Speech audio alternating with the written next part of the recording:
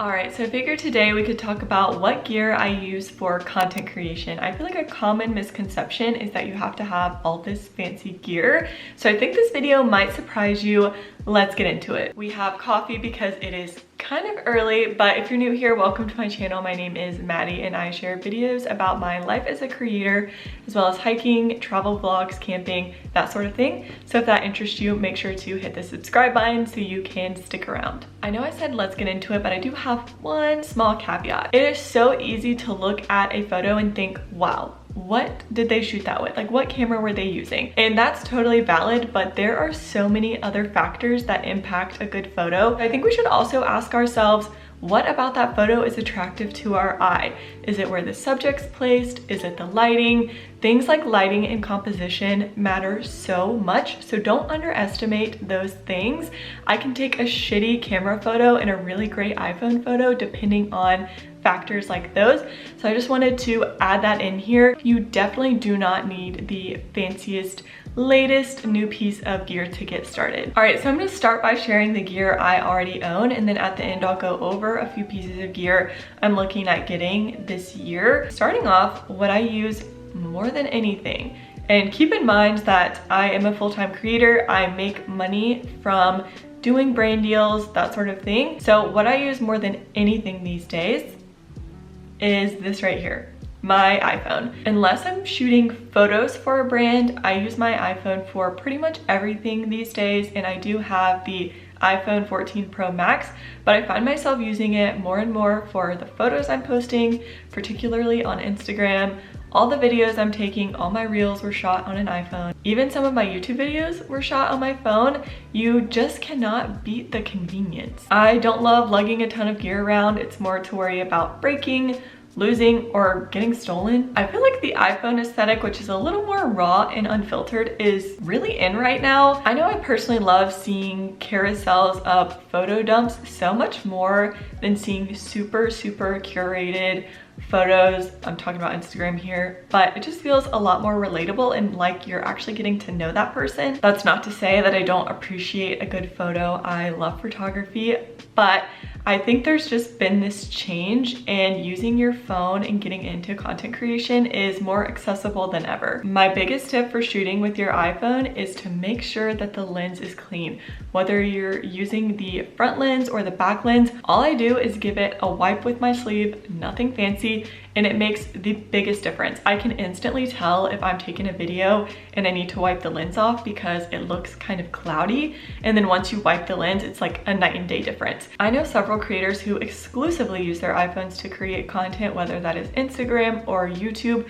So again, don't let thinking you need the fanciest gear stop you. All right, next up is my camera that I've had for several years now. I love this thing. I have the Sony a7 III, so I don't have a lens on it right now, but as you can see, it is pretty small. It is very lightweight, so I love traveling with it. It is a mirrorless camera. I will say that Sony's menu system is a little whack, especially if you've ever used a Nikon or Canon, but once you get used to it, it's fine. If you are thinking about buying a camera, I highly recommend buying just the body without the kit lens, so that you can buy your own lens separately that is perfect for whatever you're going to be using it for. I think it's just better to get something more custom for your needs than to buy the kit lens, because at the end of the day, you're gonna end up buying you're going to end up buying a lens that fits your need better anyways, and then your kit lens is probably just gonna sit there and collect dust. So I think it's better to just, in the beginning, get the lens you want and buy just the body. I use this to shoot brand work with, and then anything like more artistic, I use this as well. So if I want to take like a long exposure shot of a waterfall, I will use this. You can use an iPhone, but it's just not the same caliber. So I do still think there is a like time and place for camera gear like this, but again, it's not necessary. I do pretty much always bring this with me when I travel, but the lenses I bring depend on whatever I'm trying to create or the work I'm trying to do. So let's talk lenses, and I'm gonna preface this by saying I own all zoom lenses. I know some people prefer prime lenses, and that's totally cool. I like the versatility and flexibility of zoom lenses because I'm often creating content when I'm hiking or traveling. So I just like the convenience of having different focal lengths in one lens. The first lens I bought with my camera instead of the kit lens was the Sony 24-105 f4. I still love this thing and use it all the time. If I am traveling and can only take one lens, I'll usually take this one because you can shoot wide with it or you can get a pretty tight shot with it as well. So I just love it. It's nice and lightweight. I have put this thing through the ringer a little bit. I lost the lens cap in Mount Rainier National Park last summer. I need to order a new one. But yeah, I just adore this lens. A comparable lens would be the Sony 24-70 f2.8. I'm gonna try not to get too much into photography jargon here, but I prefer the extra focal length, so the going all the way to 105 instead of 70 over the extra f-stop. I went through a phase where I only like to take really zoomed in shots, and then I kind of flip-flopped and decided that I only wanted to take wide angle shots, and I wanted wider than 24, which is what my 24-105 lens is. So I decided to buy another zoom lens, and I went with the Tamron 17-28 f2.8. So this does get me that extra f-stop. This lens is tiny, so lightweight, super easy to hike and travel with. I love it. I've taken actually some of my favorite shots of all time with this lens. It is very sharp, and the Tamron lenses tend to be a little bit more affordable. I'm a huge fan. And my least used piece of gear would be the Sigma 100-400. I don't even know what the f-stop is. I think it's a range. But yeah, I bought this for wildlife. I live in North Carolina and don't shoot a ton of wildlife, but it is nice to have when I travel and go to like national parks and stuff. Honestly, it's just a little bit out of my comfort zone to use it, so I need to practice with it more.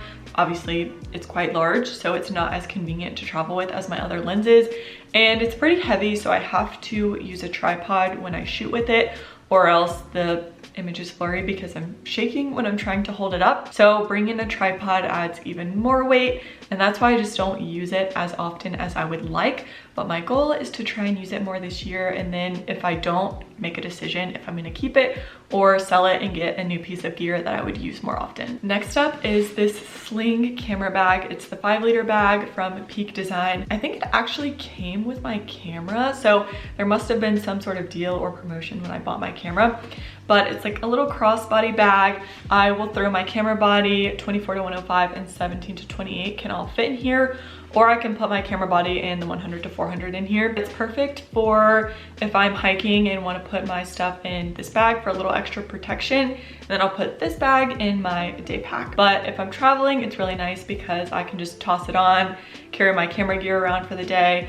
I can throw my wallet in here. So it's perfect for hiking and traveling with your gear. I don't mean to sound dramatic, but the next piece of gear kind of changed my life, and it is this little clip on my hiking pack. Basically what you do is attach this plate to the bottom of your camera, and then you can securely and snugly fit it into this clip right here. I never worry about my camera falling off, so if I'm hiking and it's a nice day, I will put my camera on this clip, and then I don't have to worry about digging it out of my bag in order to use it. Sometimes, you know, you see things and you want to get the shot as quickly as possible. Moments are fleeting, so it's very nice to have this so that you can just quickly grab your camera and get the shot. The same little clip that will allow you to attach your camera to your backpack also works to let you attach your camera to this tripod. This is the Peak Design aluminum tripod. There's also a carbon one that's a little more expensive, but I think it's lighter. It is very lightweight and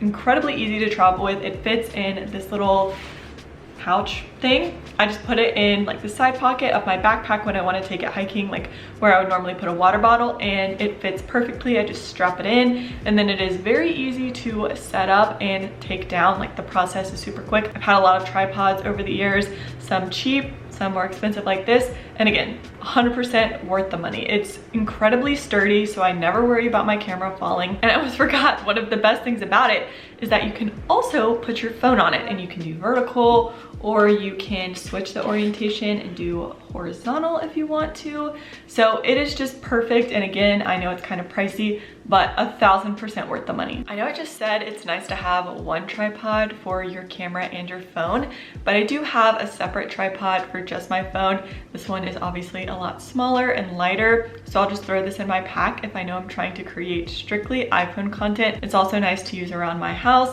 It's super easy to set up. Definitely not as sturdy as the Peak Design tripod, so if I know it's gonna be like windy or something when I'm shooting content, I'll take that one instead. But this is nice to have. I use it occasionally and it was very cheap. The next thing I wanted to talk about is the camera that I'm filming on, which is my vlogging camera, the Canon G7X Mark II. I love this little thing. It is tiny. I'll put a picture here so you can see what it looks like. I found a really good deal for one on Facebook Marketplace, so I bought it. And for me, it's just nice to keep my YouTube content separate on my vlogging camera from the content I'm using from Instagram, which is on my phone. I kind of feel like my phone camera roll is just the abyss, so it's a lot easier to stay organized when I have the videos on a memory card and I shoot on a camera. The flip up screen is really nice for vlogging my camera, so the Sony, you can move the screen around, but you can't flip it up to see yourself when you're using the camera, so I wouldn't use this for vlogging. And then I have this little BB tripod to go with it, so if I'm like walking and talking to the camera, I have my tripod on here. I have my camera on here and it just gives like a little extension. I feel like it helps stabilize, and you can adjust how the camera sits on here to get different angles. So it's very nice and low key when I don't want to get my big tripod out. And now let's talk about the gear that I have my eyes on this year. I've been wanting some sort of action camera for a while now, and I think at some point I will end up buying both of these because at the end of the day, they are useful for different purposes, but I'm a little bit torn on which one I want to buy first, so we'll see. The first one is a drone, specifically the DJI Mini 3 Pro. My friend Rachel has this drone and has taken some incredible footage with it. You see, I had a drone a few years ago, not the Mini 3, a different one, but it was a DJI drone, and I crashed it. And it was a scarring experience, and I've been terrified to fly one ever since. It was a bad crash. Like, this drone was ripped. Thankfully, I had the foresight to get insurance, so I got a replacement, but I instantly turned around and sold the replacement because I did not trust myself. I love drone footage so much, but flying them intimidates me. I know it's just a matter of practicing. Another thing that holds me back is the limitations on where you can fly them. You can't fly them on the Blue Ridge Parkway, national parks, etc., which I totally understand, but I want to make sure if I'm going to spend the money on a drone that I'm going to be able to use it. Then another piece of gear I've had my eyes on is the Insta360. I haven't really dug into the models to figure out which one I would get, but it's a really cool action camera that you can put on like a really long selfie stick. I've seen some really cool footage shot on these that almost mimics a drone. Obviously, it's not a replacement for a drone. The good things are I would not have to worry about drone regulations or crashing it, which is nice. Then again, you can get cooler, different perspectives on a drone, so I'm a little bit torn. I hope you found this video helpful. Again, you do not need all the stuff in this video to get started. You can get started with your iPhone. I just thought it would be interesting to share what I've purchased over the years and what I'm using these days. So if you found this video helpful, you can give it a thumbs up and subscribe, and I'll see you in the next one. Bye!